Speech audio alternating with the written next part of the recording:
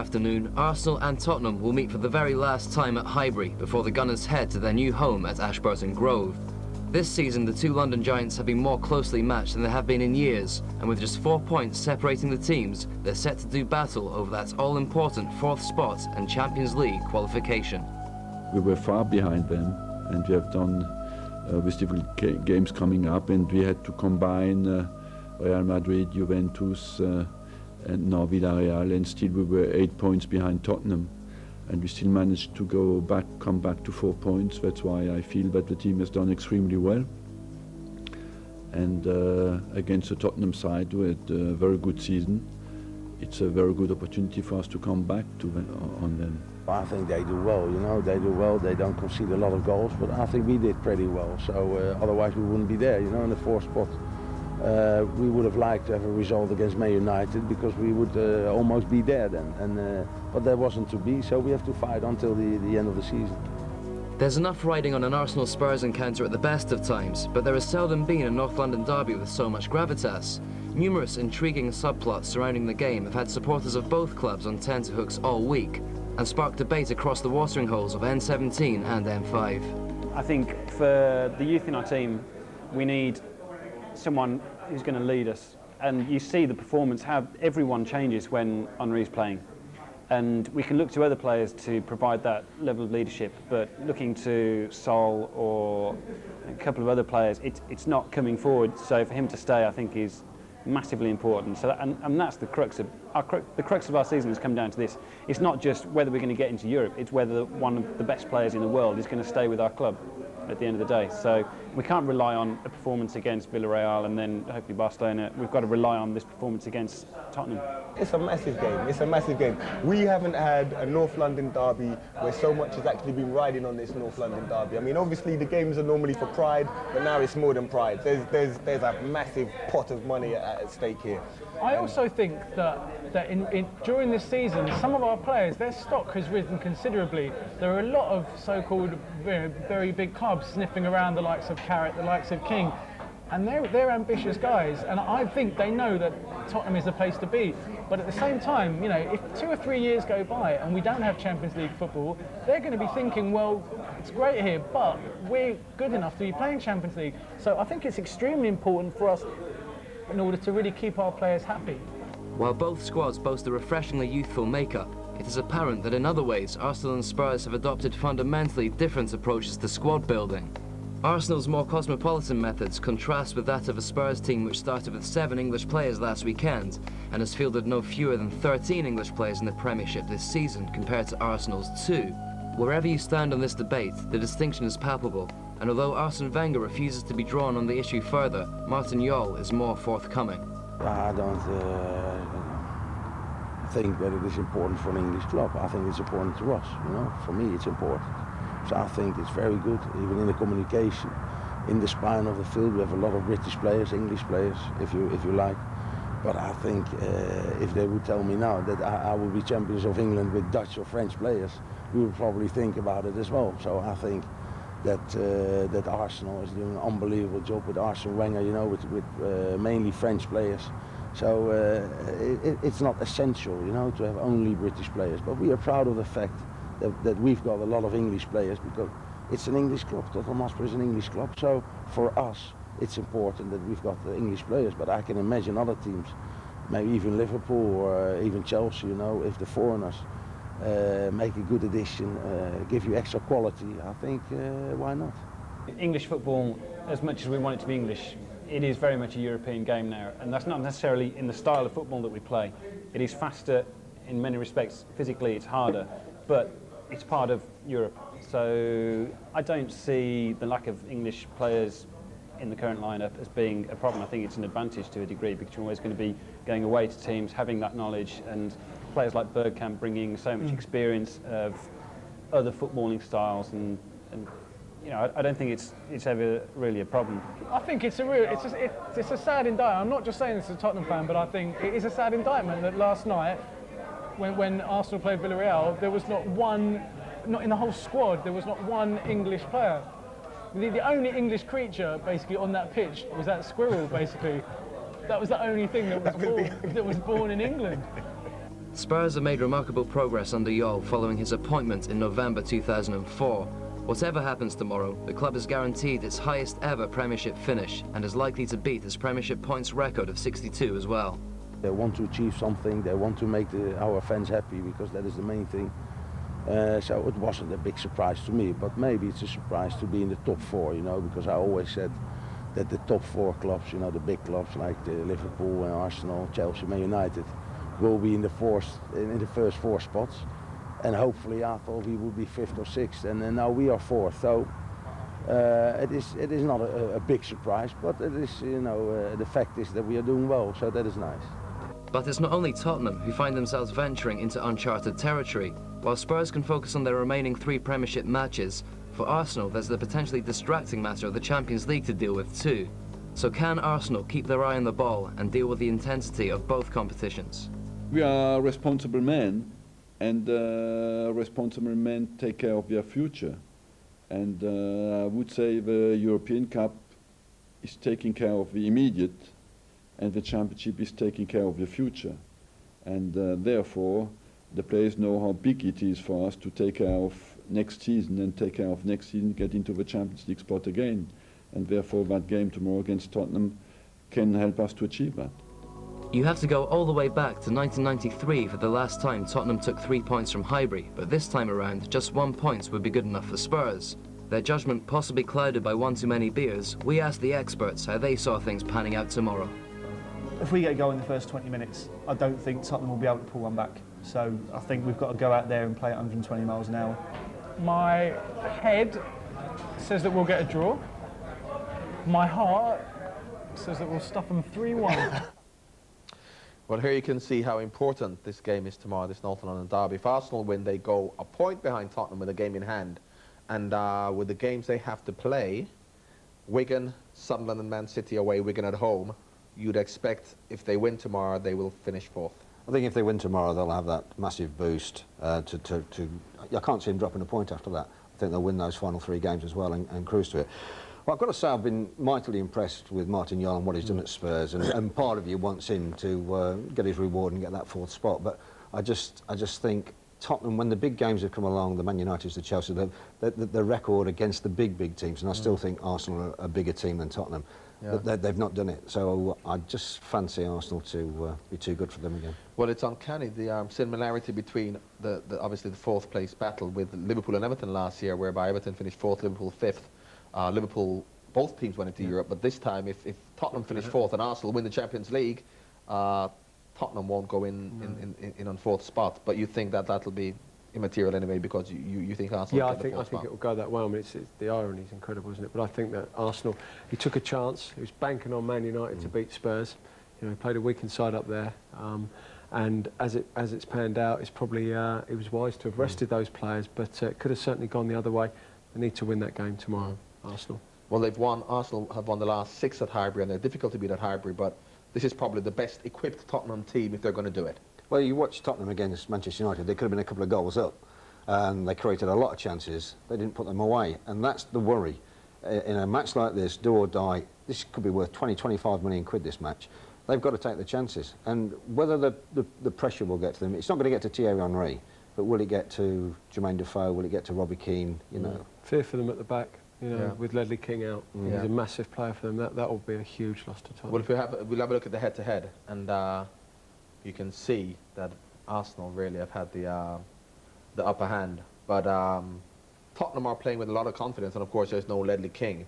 So I know you're not a betting man, Steve, these days, but if you were, you'd go for a home win?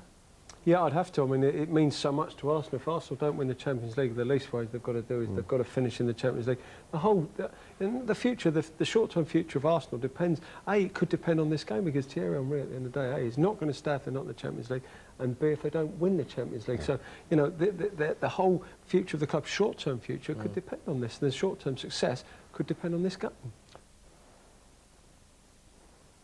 Clear of Arsenal, but the Gunners have a game in hand. A Spurs win or even a draw would make them favourites to finish 4th, though that wouldn't guarantee Champions League football. An Arsenal win would make them clear favourites to finish 4th and ensure Champions League football next season, however they do in this season's competition. Well, an Arsenal win, of course, would also be the perfect send-off for the Gunners as they say their long goodbye to their home for 93 years. And it's a fixture that Arsenal usually win. The last Spurs victory was 13 years ago. But today, history takes second place to fierce North London rivalry and the battle for form.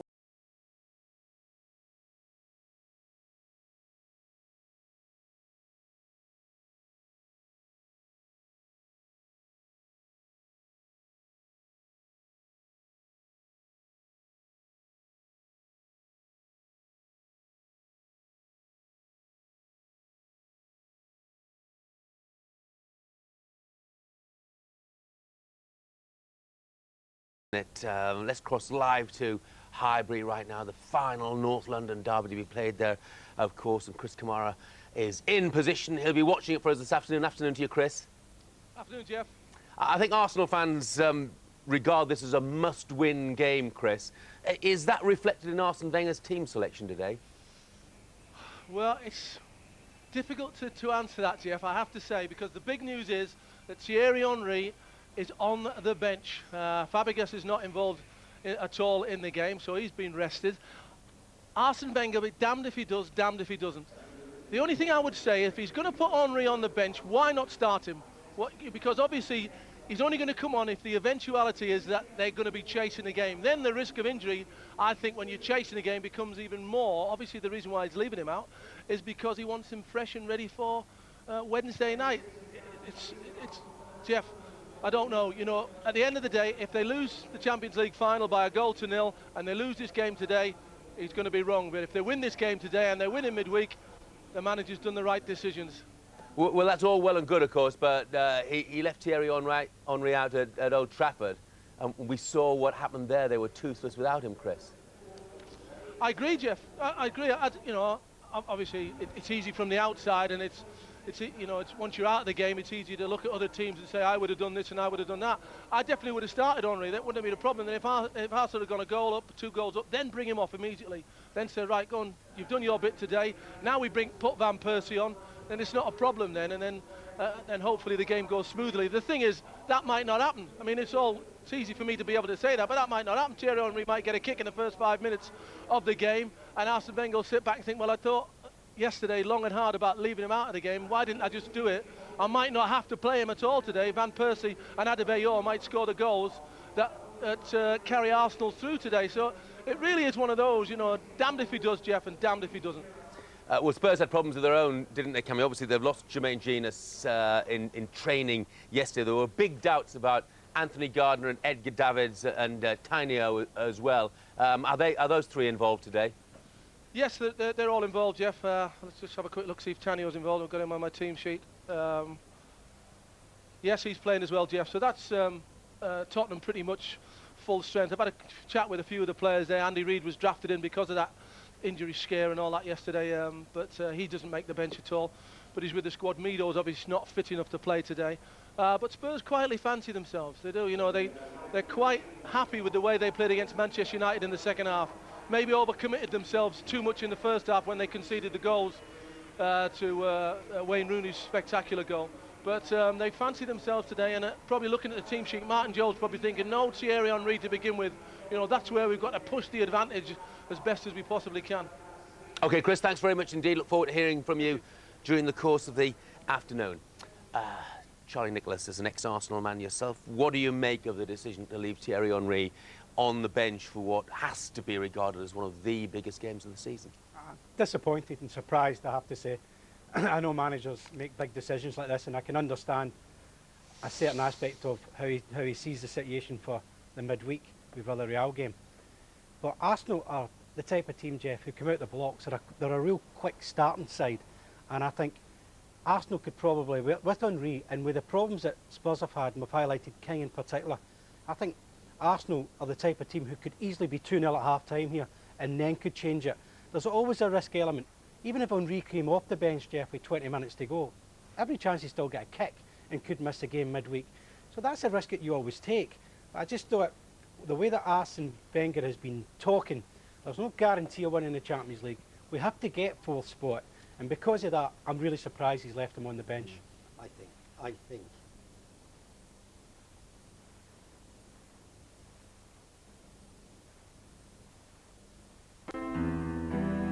Freddie Ljungberg feels Highbury is home, a haven where he can express himself. In Arsenal's last season here, could they, just could they, bring back club football's most glittering prize? Now, it's been a fantastic season in Europe for Arsenal. You've been at the club for 8 seasons. When you take a look at the season, what's clicked into place? If I knew, maybe we could have done it better in the past. But I think there's small factors. I mean, we played a quick football, and we played really well, to be honest, in Europe as well. We've been a bit of the underdogs, and the other teams have seen us. We keep on playing the way we do, and we'll still beat them, kind of thing. And then we've had the qualities to win the games, and I think we've done it really well. Were the players happy with 1-0 against Villarreal? I mean, 1-0 is good. It's not fantastic, but it's a good result. We didn't concede a goal, so we think it's quite good. They didn't really go for it, Villarreal here. We think they didn't want to go forward that much. So I think now when we score, they have to go forward at home, and hopefully that gives us a lot of space to go at them a bit more. And so hopefully we can score a goal and make it difficult for them. Wednesday's match was obviously the last European match at Highbury. How special was the atmosphere that night? Yeah, we celebrated with a squirrel on the pitch. So.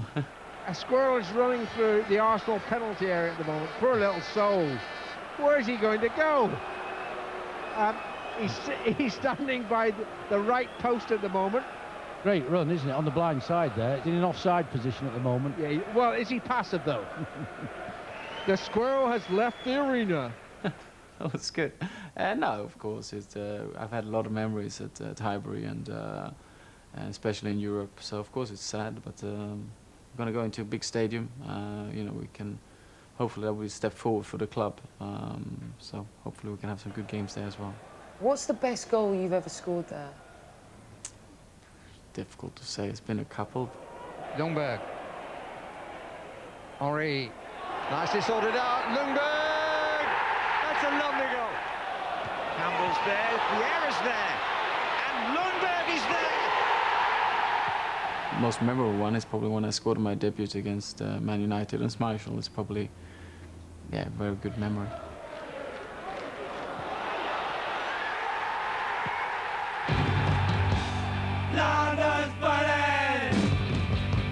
Today it's Arsenal versus Tottenham, and it carries more clout than just local pride.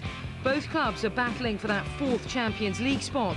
Spurs have the edge in the table, but they haven't won at Highbury in the league in 13 seasons.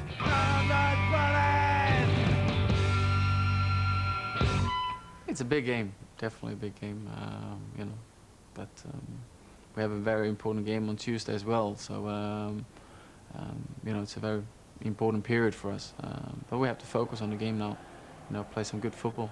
To me, you know, the derby is always fearsome. You don't really have to play for the Champions League spot to make it a big game. But of course, this time around, it's going to be massive. But we hope we can win the game, even if Tottenham done really well this season. Well, we can go to Highbury now and hear from the two Wilsons. Our Steve spoke to the former Gunners keeper, Bob.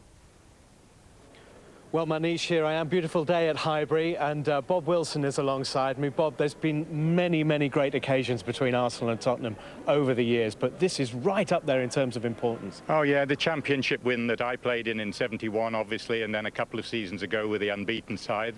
They were both at White Hart Lane, but the fact that it is penultimate game here at Highbury, and it's the old enemy, and an old enemy that are coming back, they're biting back. It's about time, obviously, because I think in the 13 seasons of the Premiership, the best they've finished is 7th, and they're getting very close. They're looking dangerous, and obviously there are other things on Arsenal's mind as well today, apart from this 4th place. Of course, the Champions League is very much in Arsenal's grasp, possibly. Do you get a sense that Arsenal might have to win it to keep Thierry Henry, who's keeping very quiet? No, I don't personally think that. I love Thierry. We all love Thierry. He's a very bright lad, and I feel deep down that he's already made his mind up. You know, it's his choice to decide to go to the end of the season before he says and makes the decision, announces a decision. But I have this feeling that he's going to stay. I hope it's not just me with my red Arsenal blood coursing through my veins, but I have a feeling that he will stay. loads of passion here today, Bob. It's a strange feeling to think that these marble halls will just be echoing with memories soon. Well, they will, but I mean, the one good thing is that obviously with it being Art Deco and a very different football ground to any other ground in the country, that the exterior of these amazing stands, the east stand that I'm facing and the west stand behind us here, they will remain, albeit luxury apartments, and the pitch itself will remain, although it will be split up with sort of glass areas. It's a very emotional day, and it'll be even more so on the Wigan game, the last game. Thank you very much, Bob. Enjoy the game. Thanks. Bob Wilson with Steve Wilson. Well, let's get the team news out of the way first, because this is fairly surprising. Fabregas, Eboué and Thierry Henry have all been rested. Paul, you spent 12 years at Highbury. What's your reaction to that? I can't believe it. I can't believe it. It's as big a London derby as I've known for years and years, and it's a massive game. I think you're playing with fire, really. To put, they've got their season could end up in a matter of 2 games the worst season they've had for a long, long time, or the best. But you can't afford to draw this game or lose it, and then have to beat Villarreal, and then probably have to go on and beat Barcelona, who at the moment are probably the best club side in the world. I actually think Spurs are breathing a sigh of relief, Les. Yeah, I think they look at that today and think to themselves, I think that's what they was hoping for. They know that they're going into a London derby, and as Paul said, it's the biggest derby for the 2 teams, and they'll look at that and think, yeah, we've scored a point there. Arsene Wenger's edging towards the Champions League and winning that, and probably leaving sort of like Henry on the bench, and I'm sure Tottenham will get a boost from that. 4th place Spurs. It's 11 years since Tottenham finished higher in the league than their rivals, and the Champions League qualifier that comes with finishing 4th revved up the importance of the result. Commentary by Steve Wilson. For the final time, Highbury reverberates to the sound of a North London derby. And has this old ground ever witnessed a more significant clash between the great rivals? Champions League football could be at stake. Arsene Wenger has to juggle his pack with one eye on the Villarreal return. So Henry, Fabregas and Eboué are all on the bench. Ljungberg and Kleb left out altogether. Van Persie, Reyes, Adebayor, Diaby and Giroud come in. A point would guarantee Tottenham UEFA Cup football at least next season, but they're without Genius, Mido and King injured. Anthony Gardner returns after a shin injury. Tainio is also back, and Davids has passed a fitness test on an ankle injury. Good possession from Tottenham. Davids, Lee Young-pyo. Tainio getting in the box. Defoe's already there. That's Tainio. It's a good late run into the penalty area from Timur Tainio. There's the run, and he just got in front of Senderos, so it was a comfortable save for Lehmann. Plenty of England contenders in this Tottenham side. Lennon found Keane. Lennon for the return. Back into Aaron Lennon from Robbie Keane. He's beaten Senderos. This is Lennon! Only needed a touch. Terrific play from Aaron Lennon. First the interchange with Robbie Keane. Then look at how he beats Senderos here. A little drop of the right shoulder.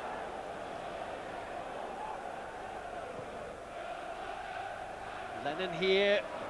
And he's got away from Flamini. Defoe is forward. Davids is arriving. This is Defoe. It's Jermaine Defoe for Tottenham. Without a goal in his last 7 games, Jermaine Defoe, you could see the idea here. Lennon is giving Flamini so many problems down that right-hand side for Tottenham. A little bit too warm down there for Thierry. Tainio has managed to burst through a couple of challenges. Lennon beautifully done away from Reyes. There's no stopping Aaron Lennon at the moment. This is Robbie Keane. Gilberto got a foot in. Good spell here for Tottenham, and Defoe is onside. Great save by Lehmann to deny Jermaine Defoe. Arsenal have a free kick. Well, Lehmann stopped it with his nose by the looks of it. Defoe onside. Oh, he got some pace behind the shot. Well, if you're a goalkeeper, you use anything to stop it, and Lehmann there used his nose. Very good spell for Tottenham at the moment. Stalteri to Robbie Keane. Well, Senderos just shrugged off Keane. Steve Bennett didn't even seem to raise an eyebrow. And that's a foul by Edgar Davids on Pires. Well, this is the foul by Edgar Davids on Pires, which is going to bring him a yellow card. Tottenham look almost certain to finish in the top 6 of the Premiership for the first time under Martin Jol's stewardship. Defoe running in behind Giroud here, he's onside. Has Edgar Davids in support. This is Edgar Davids. Davids with the cross, it's cleared Keane, it's out by Gilberto. It's found its way to Reyes.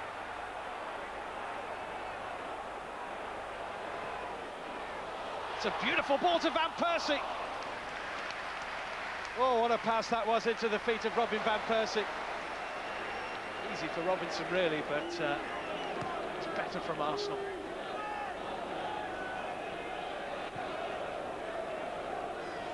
Giroud and Defoe.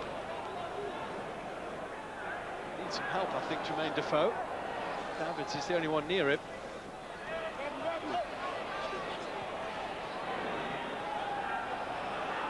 Carrick. He's done well, Carrick. Carrick might have a go here. Carrick to go all the way. Still Michael Carrick. Oh, side netting. What a fabulous goal that would have been.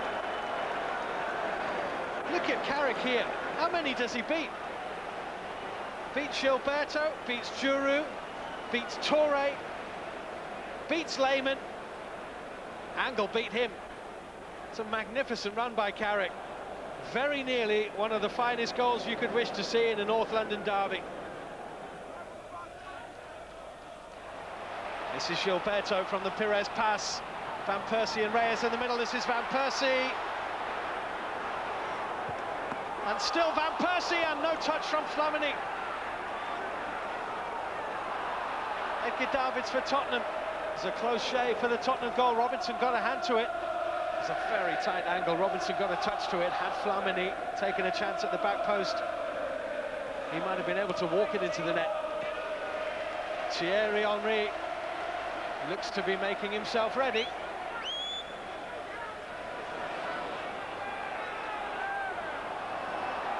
Gilberto. Oh, lovely ball. Van Persie here. Van Persie's put it wide. Flag stayed down.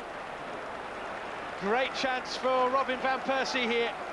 Lovely ball, beautifully timed run as well. Might just have been looking at the referee to ask a question about the challenge of Paul Robinson. Had Van Persie scored, Thierry Henry just might have sat down again.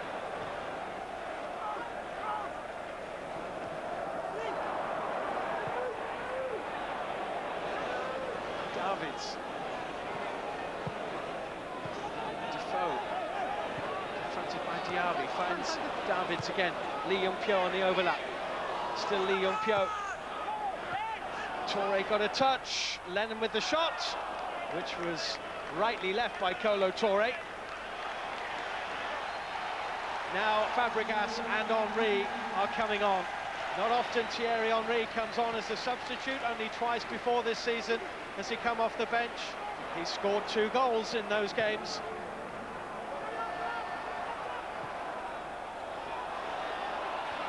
It's Dawson's header to keep it away from Adebayor. Lee Young-pyo has learnt the art since last weekend of giving it an almighty swipe with your right foot to clear the lines.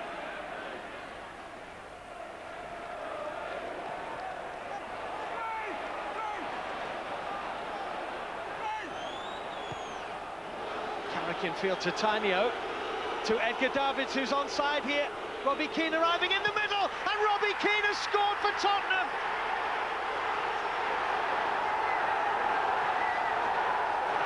Robbie Keane just might have put Tottenham into the top 4 of the Premiership.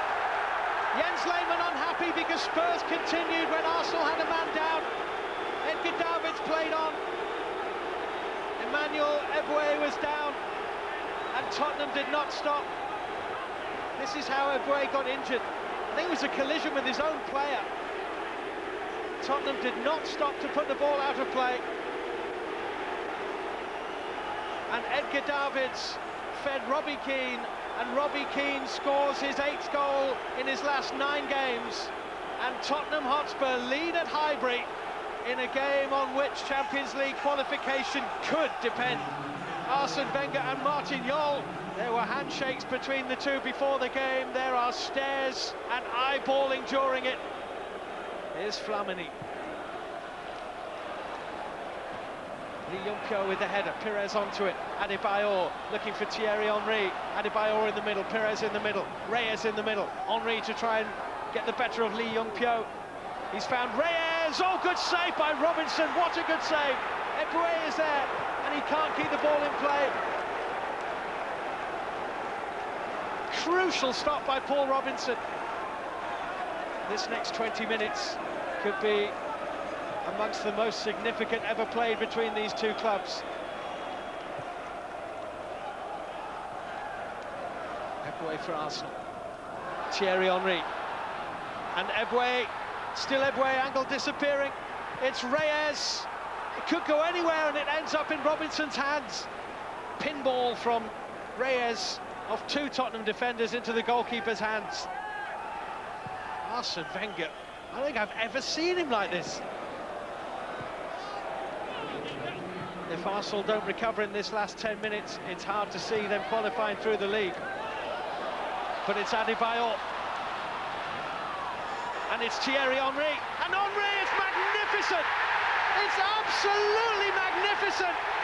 And when you need a goal, you need Thierry Henry. And Arsenal are on level terms. And Thierry Henry, even by his standards, has scored a magnificent and crucial goal. It's Arsenal 1, Tottenham Hotspur 1, and this is right up there in the whole pantheon of Thierry Henry goals. They don't come an awful lot better, and they certainly don't come an awful lot more important. Immaculate 1-1. Giroud, Reyes, Tottenham on the back foot. Gardner away. Murphy is there for Spurs. Edgar Davids. Is that a foul? It's not. That is. And Edgar Davids is going to go here. Edgar Davids has crossed the line and he's sent off.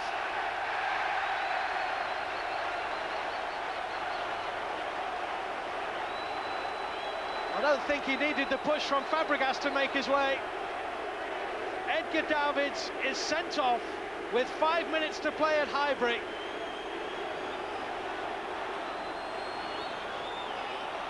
Fabregas forward, Henry is there, Stelteri with the header, Keane. Caught in possession, Robbie Keane. Reyes dispossessed him, Flamini. Gilberto on the edge of the penalty area wins the header. Kolo Touré is there, out by Dawson, on by Keane, Defoe is forward. Giroud's header, Flamini here. Seconds to play. Up towards Gilberto, great fist by Robinson. Performed heroics in the last 5 minutes, Paul Robinson. And the last North London derby at Highbury finishes in a draw and without a handshake between the two managers who were squaring up and eyeballing each other after Robbie Keane scored a controversial goal which put Tottenham Hotspur in front before the genius of Thierry Henry earned Arsenal a draw. The point will send Tottenham into Europe. They are guaranteed a top 6 finish for the first time in the Premiership era and a UEFA Cup place next season at least. The Champions League could still be theirs. Arsenal 1, Tottenham Hotspur 1 is the final score in the final derby at Highbury. I think the goal is a disgrace, personally, because we had 2 players down. They had an hesitation, Carrick had the ball, and he wanted first, didn't know what to do, and finally they decided to get on, and the ball went through 3 players. I find it very disappointing, and it's a shame, frankly. I haven't seen it, but a couple of my players said that the guy, I don't even know who it was standing up again and then going down again when he saw Edgar Davids having the ball. So I don't know. I have to see it again. They lie even. They say they didn't see it. There was such a long time when Carrick had the ball in his feet where he hesitated. But you cannot believe that nobody saw it from the bench. We were all blind. That's strong words to say that they're lying, that they didn't see it. Of course they lie. neither you nor Arsene Wenger are the kind of people to sort of square up to each other, but at one point you were doing precisely that. No, he was shouting at me, and at that moment, you know, I was looking at Edgar. That was the moment, and Edgar was offside, so I shouted at Edgar, "Don't be offside." But he thought that I saw the incident, but I didn't see it. So the only thing I thought, you know, what is he on about? I think everyone has gonna have their own thought about it. I just think that you can say that maybe they didn't lie. You can say also that you cannot understand, I think, why everyone went ballistic when they scored the goal. And that's why also I went ballistic also when I scored the one, because at the time I didn't have time to speak to Carrick or to speak to Davis, so I thought we've been cheated. But as they said that they didn't see it, I can only believe them. Congratulations, because you are now in the UEFA Cup for certain. Yeah, that is a great thing, and we were in the dressing room, and they weren't even celebrating, you know, so that is a good sign, because they want to be fourth. Henry is a great player, and he's a diplomat as well. That man has got absolutely everything. Does Arsene Wenger owe Martin Jol an apology? Well, I think that when he looks back on it, I think he'll probably regret his choice of words, you know, with the accusations of lying. And I think that when you look at it all, and it's a controversial incident that's, you know, had a bearing on a really important game. There is this unwritten rule. There's an expectation, perhaps, of a player to put the ball out of play if they see another player of the opposing team or on their own side that's injured badly. And also, Arsene Wenger was saying that Martin Jol was encouraging his team to play on. Now, I think that the replays clearly show this doesn't happen. Two Arsenal players go down here. Carrick's running towards the line there, and you can see Jol pointing forward to try and keep Davids onside. Carrick looks up. He checks inside. Now, Steve Bennett's on the instant as well, pointing at two players. He's checked that they're both all right. You can see them starting to get up. So there's no bad injury here. Carrick in control of the ball, looking to pass it inside to Taino, and eventually it will come inside. They're both fine. You can see from here it's not a bad injury, not a clash of heads. Play goes on, and Robbie Keane ends up scoring his 16th Premiership goal of the season. I think it's a good goal. It'll be disappointing because it's a derby and there's a lot of frustration going on. I know this is a must-win game for Arsenal. I don't think that there was any malicious intent on Martin Jol or Tottenham Hotspurs from their viewpoint. I don't think Davids knew that anyone was down. I don't think Taino knew that anyone was down, and they just carried on and they thought they scored a perfectly good goal. Martin Jol is clearly saying here, I didn't see it. He's clearly saying that. I mean, it's not good to see two managers going head-to-head like that. They're clearly incensed. There's no handshake at the end. And, you know, it's a disappointing way to end. But what you have to say is that Tottenham deserved something out of that game. They played really well in the first half. And, you know, two top managers today, Mourinho and Wenger, made selection decisions, which they both probably got wrong. And, you know, leaving the likes of Eboué, Fabregas and Henry on the bench, Wenger, until Henry actually came on and the master displayed what he's good at, you know, to try and get them back into the game. It's a good point you make, that if you understand Arsene Wenger's frustration, his team selection's not worked for him. It is a vital game. But then Henry comes on, and he is terrific, isn't he? Henry's arguably the best striker in the world. Going into a game, if we were ever playing Arsenal and I saw Henry not on the team sheet, I'd be delighted. Here on this goal, I mean, this is great play by Adebayor here, good strength to shrug off Stalteri. And when he passes into Henry here, it's just magnificent footwork that beats the defence and the goalkeeper. On this angle, it doesn't show it. On the next angle coming up, you'll see where Robinson definitely thinks he's going to shift the ball onto his left foot there. So Robinson's going to take another step.